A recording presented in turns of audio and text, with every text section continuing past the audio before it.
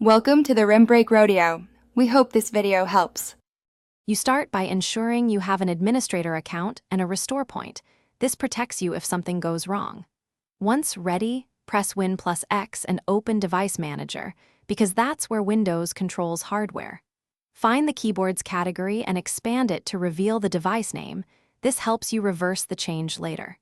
Right-click the keyboard entry and choose Disable Device, and make sure to read the confirmation prompt before you accept so you understand which device you're disabling.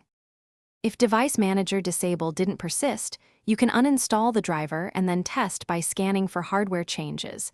This reveals whether Windows reinstalls it automatically.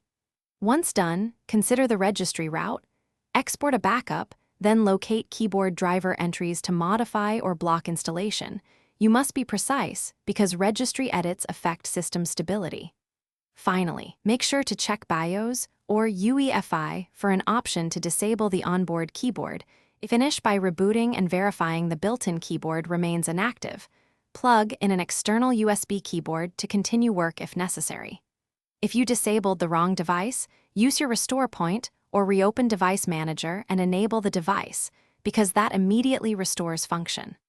One key troubleshooting tip: if the system won't boot or input is unresponsive, boot to safe mode where fewer drivers load. Then undo the change there. This gives you a safe environment to recover without reinstalling the OS.